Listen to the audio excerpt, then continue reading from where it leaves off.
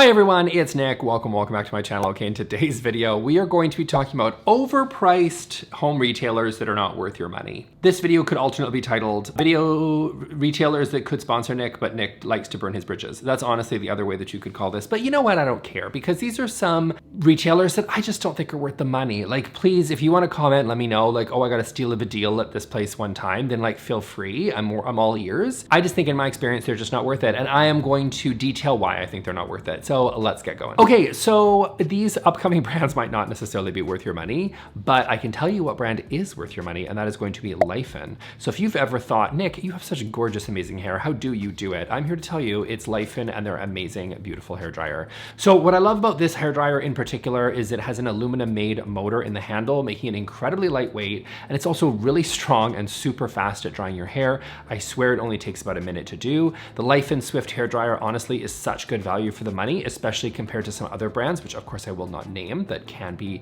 quite similar, but honestly are like 3 times the price. I mean, let's be honest here. So their mission is to really connect people to the latest sort of innovative technology, but do it at an affordable price point, which is a message that I personally can really get behind. I love well-designed products, but as you all know, I don't also like spending a whole lot of money to get it. Now, of course, while having fabulous hair is great, I really want to emphasize how important it is to also take care of your teeth, which is why I also love their toothbrush that they also sent me. The Laifen Wave, it really does feel super bougie. I mean, their packaging alone kind of makes me feel like I'm opening a cell phone. Like, it has like, it's like a gorgeous tech product. Like, the packaging in and of itself is no joke. The Laifen Wave also has a 60-degree angle, combined oscillation and vibration, which increases the area of cleaning. It's powered by a proprietary software system, which has only been previously used in robotics arms, which I know sounds really crazy because we're talking about a toothbrush here. What can I say? It really works and it's super high tech. The proprietary servo system controls the brush's head to get the correct 60-degree angle that your dentist always tells you to brush at, but you never probably do, but let's be honest, that's fine. Or of course, maybe some of you do and you're just perfect and your dentist loves you and that's good for you. But for the rest of us, we have Laifen. So even though it's an electric brush, I also love that it is really gentle on your gums as well. So having soft bristles paired with the electronic power makes it a better clean without causing harm to your gum health. So if you're ready to elevate your dental health, then click on the links below in my description and get your Laifen Wave. You can also check out the hairdryer as well, which is fabulous. And thanks again to Laifen for sponsoring this video. And then let's get back to those other overpriced retailers that are not worth your money, in my opinion. Okay, first up on my list is gonna be Restoration Hardware, good old RH. So I did a video, this was kind of similar, which was like retailers that I never shop at last year, which was a super fun video to make. And there was a lot of retailers on there, and one of them is RH. And I think I said in that video, it's overpriced. And that's really my issue with RH. I don't know what RH thinks that they're doing. I think they're just really coasting in on a brand that seems to resonate with a lot of people. Like, a lot of people, it's a very aspirational brand for people, and I think they build their showrooms to feel that way. The furniture scale is oftentimes really large, and maybe that does sort of trick our senses into thinking that because the scale is so huge in some of these, like RH, their sofa, I mean, it's massive. It's like, who lives there, honestly? Like, who can actually afford a home that can actually accommodate these pieces of furniture? But I think it plays tricks on you, right? Because it makes you think, well, if this furniture is for these large, massive homes, then rich people must buy it. If rich people must buy it, well, then rich people have good taste, sort of, but we know that's not true. But like, it might fool you into thinking that it's really worth a lot more money than it is. The truth is, though, is that there might have been a time when RH I think was really good quality, but I think so much of it, you know, it's coming off the same factory floor as everybody else. You know what I mean? That's kind of my issue. And by the way, I have a comment from that video that I did last year where someone from RH or worked there basically shared the same thing. Let me read this comment. So the comment is, I'm a former employee of Crate & Barrel, CB2, and RH. The quality of the pieces at Crate and CB2 far surpass RH. Most Crate & Barrel and CB2 non-ready to assemble furniture is made in North Carolina. They use high quality materials and union labor. Almost all RH furniture is made abroad at the lowest quality materials. I'm so happy to see a YouTube designer who isn't fawning over RH. Yeah, thank you. This is what I kind of suspected was the case. I have oftentimes said I can really feel the quality of Crate & Barrel and CB2 is much better than I think you get at a lot of other retailers. It is one of my favorite retailers for that reason.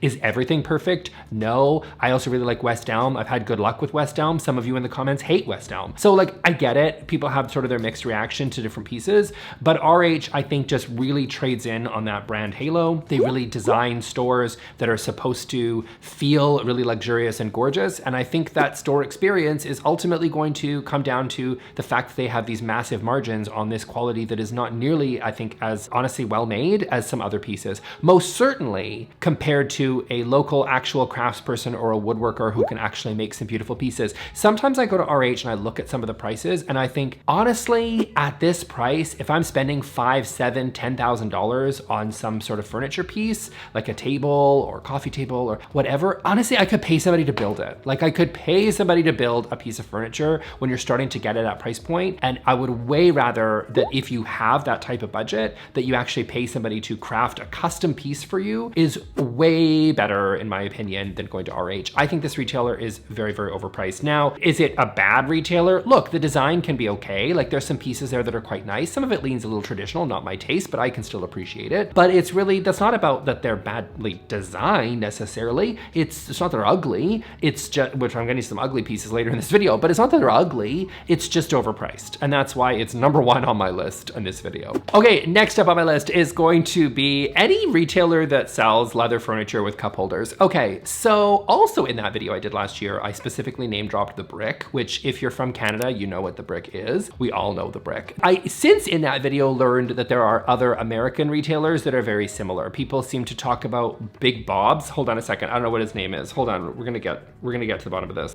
This comment, we have so many brick style stores in America. Value City, Big Lots, Bob's, Ashley. Possibly missing a bunch of others, but those are the ones that come to mind. So I will probably, having not been to a lot of those retailers, but I did go to the website and I think I know what I'm getting into there. I would put a lot of those or all of those that commenter listed under this umbrella. And here's my thing. This is sometimes what I say. Sometimes I get accused on this channel, which I completely understand is a super fair criticism of me. I get it, which is that I tend to compare like really cheap items and then really expensive ones and go, see, the expensive one's better. And everyone's like, yeah, no, that's no shock. Like valid, super valid, like super, super valid. Like great, love that. Great criticism, I hear it. I don't know if I'm gonna do anything about it, to be honest, but it's super valid. That's not really the true with these leather sectionals with the cup holders because they're not cheap. Do you know what I mean? Like sometimes I'm like, oh, look, there's a $3,000 something and then there's a $500 one. Look how crappy the $500 one is. And it's like, yeah, I get it. Sometimes though, these leather cup holder things are,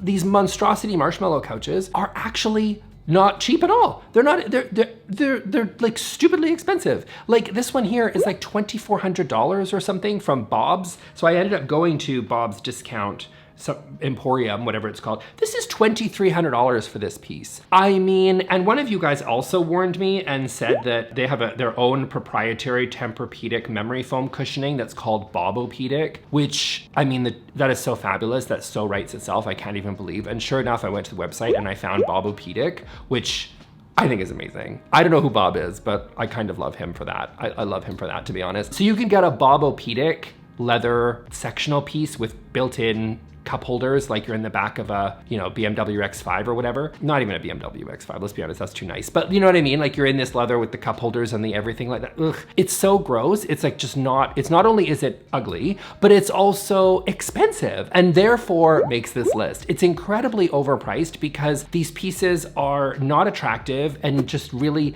poor quality in a lot of ways and really aesthetically challenged, especially compared to similarly priced pieces from other retailers that are actually good. And I think that's really the separation here for me on this one. It's not a matter of $500 piece is not as good as $3,000 piece. It's $2,400 Bob's Bobo-Pedic is not nearly as good as something I could buy for, honestly, I would say half that, but even if you give me a $2,000 budget, like even if you go and get yourself a full Alanine leather couch from Article, you're probably gonna be paying less than Bobo-Pedic. Do you know what I mean? And it's gonna actually be nice. And that's really, really the kind of difference here, I think. So that's what makes this, in my opinion, overpriced because it's expensive for ugly. And that is the worst combination. I like beautiful for cheap. That's what I like. So it's kind of, it's the flip of what I'm looking for, to be honest. Okay, next up on my list, overpriced retailer is gonna be Urban Outfitters. And I have oftentimes made fun of Urban Outfitters for their Gen Z aesthetic, that they seem to be riding hard into the sunset, which I get it. Their target market is probably 17 years old and I'm super not it.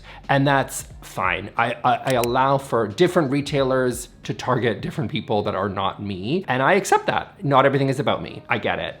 Urban Outfitters. For me, it's more just the fact that like everything is white labeled and like everything just has fallen off of the same sort of assembly line, and it's so easy. I think the only time I've ever featured any Urban Outfitter product on this channel has been because it's been white labeled to death at every other retailer you can imagine. So go to urbanoutfitters.com, go to their home section. I'll do a couple of these for you. You know, you can right click and just say search on Google Lens, and it is not going to take you long to find, through a very simple 3-second search, to find every knockoff that you can find under the sun, right? Whether it's coming straight off of AliExpress, or whether it's on Amazon, or whether it's on Wayfair, or whether it's on everywhere else, that's fine. Now, normally I would look at the online retailers that I just mentioned or others and say, well, could you kind of hold them to the same account? I get it. They're white labeling all over the place as well. I'm not excusing that or whatever. It is just the reality, and I understand it. But at least those other retailers, number one, they're offering something for everybody, and they are still existing in sort of the competitive landscape of trying to get sort of the best price. So it's like, it's white labeled, but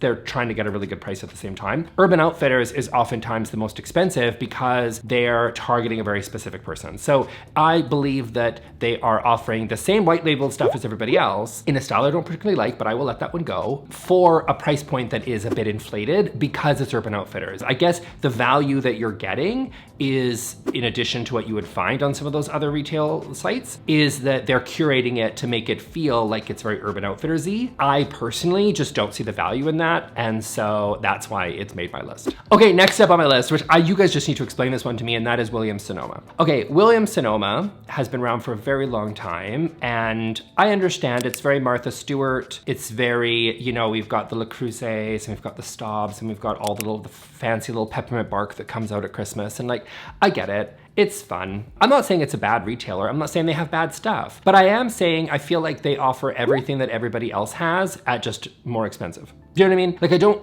really understand now, in this day and age, where Williams-Sonoma's place is in the landscape of the home sort of kitchen niche. Everything you can buy there, in my personal sort of experience, is going to be stuff that you can find everywhere else. Honestly, home goods or Home Sense, wherever you are, wherever you got. Discount retailers, the TJ Maxx's, do they sell home stuff? Do they sell clothing? I don't even know anymore. You know what I mean? Like the ones that say this price is $30 somewhere else, but it's $15 here. You know what I mean? Like all those retailers, there's so many out there. All those guys are going to be cheaper than Williams-Sonoma, in my personal experience. Now, there might be some very specific brands. Like I mentioned, there's some food stuff that is very specific to Williams-Sonoma. Do you need to get that stuff from Williams-Sonoma? Listen, you might have some stuff there. You might find some finds that I don't know about that might be worth your money. In my personal experience though, I'm gonna focus less on the food and more of the kitchen home stuff, because that's more really my area. And none of it, in my personal experience, is any different than what you're gonna find anywhere else. It's just more expensive. They might sometimes occasionally get a very specific color that is exclusive to Williams-Sonoma, but you know, this isn't really my personal favorite. I think their sister company is West Elm, and I think that West Elm is a much better retailer that I personally enjoy shopping in a lot more. I just don't understand the appeal. You guys are gonna have to explain this to me. Like, I get it. It's got the Martha Stewart vibes, and some of y'all wanna live that life, and I get that. Someone explain this one to me, I guess is what I'm saying, because to me, it just feels like everything is overpriced. And in the 90s, when some of this stuff was maybe really hard to get, it totally had a place because everybody was just going to the same, you know, retailers, and that was fine. But nowadays online, it is like so easy to find this stuff, so I don't get it anymore. Okay, and then last on my list, it's just gonna be any of the high-end department stores. So this can be Bloomingdale's, this can maybe be even like a Nordstrom, this can be the Bay if you're here in Canada, this can be Macy's. What's going on?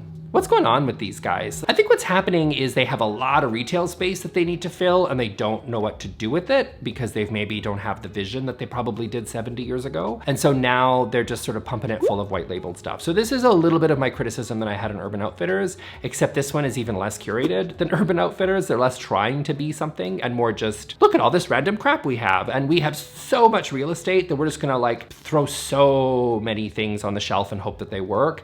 And it's a bit of a mishmash cash, and most of it is always, it's pretty much always just gonna be white label stuff, which makes sense because that was the very like business model of the department store, where they don't really create anything themselves. They just basically are a one-stop shop for like everything you could possibly need from birth till death. But I just think for me, I like to have a little bit more of a curated collection, and ideally a retailer that brings a little bit of something new to the table, whether that is going to be some curation involved, whether that's gonna be designing their own furniture and then getting them manufactured, which is what I see from a lot of those other retailers. Like I think Crate & Barrel does that a lot, where they might mix in some white labeled, which please see my white label video. I don't think white labeled is incredibly just necessarily bad, but sometimes can lead to retailers being incredibly overpriced because they're selling literally the exact same thing, just at a higher price point, depending on the retailer that you were talking about. And I think that's what department stores do. So what a Crate & Barrel or a CB2 or whatever might do is they might mix in some white label stuff in there for sure, but they are going to design an actual product. They're gonna take it to overseas to their manufacturer, and they're gonna get something specifically made for them,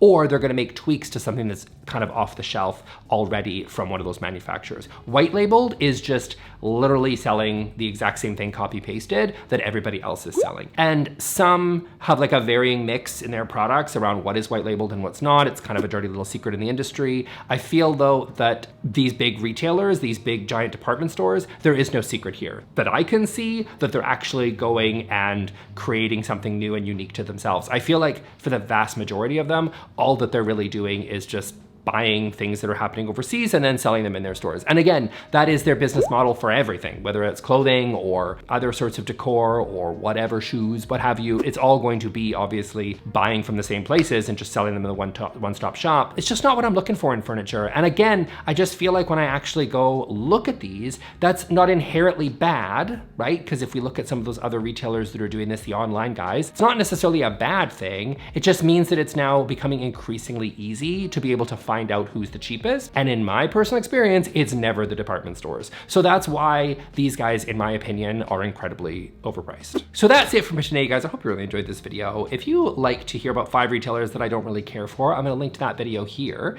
and you can go check that one out and hear more things that I have to say about RH. Until then, I will see you all in the next video. Thanks a lot. Bye-bye.